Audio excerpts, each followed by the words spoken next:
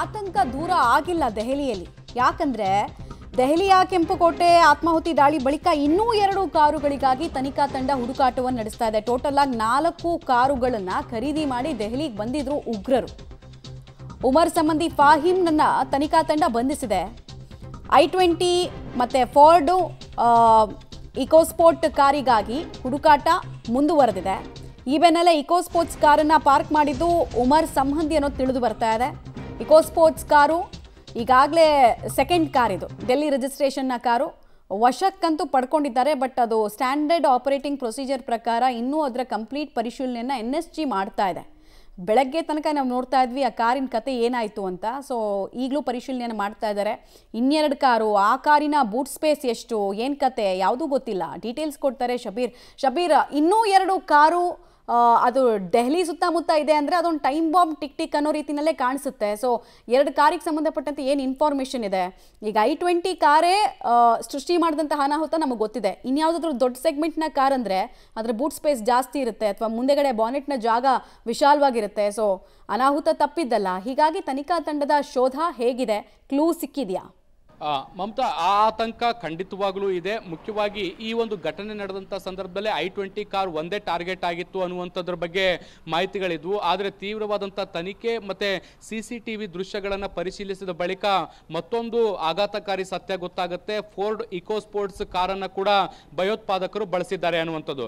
ಈಗ ಮತ್ತಷ್ಟು ತನಿಖೆಯ ಆಳಕ್ಕಿಳಿದಂಥ ಸಂದರ್ಭದಲ್ಲಿ ಗೊತ್ತಾಗ್ತಾ ಇರುವಂಥದ್ದು ಈ ಭಯೋತ್ಪಾದಕರ ಜಾಲ ಏನಿದೆ ಕೇವಲ 2 ಅಲ್ಲ, ಒಟ್ಟು 4 ಕಾರುಗಳನ್ನು ತಯಾರಿ ಮಾಡಿಟ್ಕೊಂಡಿದ್ರು. ಎಲ್ಲವೂ ಕೂಡ ಸೆಕೆಂಡ್ ಹ್ಯಾಂಡ್ ಕಾರುಗಳಾಗಿದ್ದು ಅನ್ನುವಂಥದ್ದು ಕೂಡ ಈಗ ತಿಳಿದು ಬರ್ತಾ ಇರುವಂಥದ್ದು.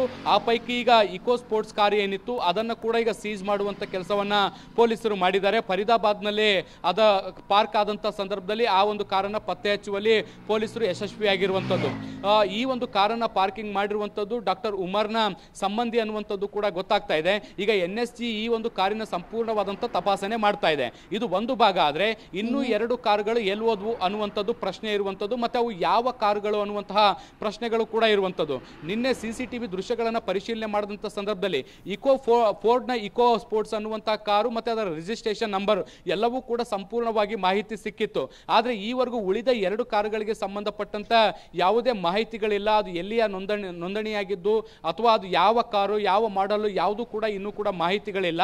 ಆದರೆ ವಿಚಾರಣೆ ಸಂದರ್ಭದಲ್ಲಿ ಈ ಒಂದು ಉಗ್ರರು ಕೊಟ್ಟಿರುವಂತಹ ಮಾಹಿತಿಗಳು ಒಟ್ಟು 4 ಕಾರು ಅನ್ನುವಂಥದ್ದು. ಸೊ ಈಗ ಉಳಿದಂತ 2 ಕಾರುಗಳಿಗಾಗೂ ಶೋಧ ಕಾರ್ಯ ನಡೀತಾ ಇದ್ದಾವೆ. ಅವು ಎಲ್ಲಿದ್ದಾವೆ, ಹೇಗಿದ್ದಾವೆ, ಮತ್ತೆ ಎಲ್ಲಿ ಸಂಚಾರ ಮಾಡ್ತಾ ಇದ್ದಾವೆ ಅನ್ನುವಂಥದ್ದು. ನೀವು ಹೇಳ್ದಂಗೆ ಒಂದು ರೀತಿಯ 2 ಕಾರುಗಳು ಕೂಡ ಒಂದು ಟೈಮ್ ಬಾಂಬ್ ಇದ್ದಂಗೆ. ಯಾಕೆಂದ್ರೆ ಏನು i20 ಅಂತ ಕಾರಲ್ಲೇ ಸುಮಾರು 80 kg ಸ್ಫೋಟಕ ಇಟ್ಟು ಅವರು ಸ್ಫೋಟಿಸುವಂತ ಕೆಲಸವನ್ನ ಮಾಡಿದ್ರು. ಈಗ ಮತ್ತೊಂದು ಇಕೋ ಸ್ಪೋರ್ಟ್ಸ್ ಸಿಕ್ಕಿರುವಂಥದ್ದು, ಅದು ಕೂಡ ದೊಡ್ಡ ಕಾರ್ ಆಗಿರುವಂಥದ್ದು. ಆದರೆ ಈವರೆಗೂ ಗೊತ್ತಾಗಿರುವ ಮಾಹಿತಿಗಳ ಪ್ರಕಾರ ಅದರಲ್ಲಿ ಯಾವುದೇ ರೀತಿಯಾದಂಥ ಸ್ಫೋಟಕಗಳು ಇರಲಿಲ್ಲ. ಸೊ ಉಳಿದಂಥ 2 ಕಾರುಗಳನ್ನು ಏನಕ್ಕೆ ಬಳಕೆ ಮಾಡ್ಕೊಳ್ಳಲಾಗ್ತಾ ಇತ್ತು? ಇವನ್ನು ಕೂಡ ಆತ್ಮಾಹುತಿ ದಾಳಿಗೆಗಾಗಿ ಪ್ಲಾನ್ ಮಾಡ್ಕೊಂಡಿತ್ತ, ಅದಕ್ಕಾಗಿ ಖರೀದಿ ಮಾಡಲಾಗಿತ್ತ ಅನ್ನುವಂಥ ಪ್ರಶ್ನೆಗಳಿದಾವೆ. ಬಹುಶಃ ತನಿಖೆಯಲ್ಲಿ ಮುಂದಿನ ಹಂತದಲ್ಲಿ ಉತ್ತರ ಸಿಗಬಹುದು. ಮಮತಾ, ಶಬೀರ್ ಹಾಗೆ ಸಂಪರ್ಕದಲ್ಲಿ ವಾಪಸ್ ಬಂದೆ.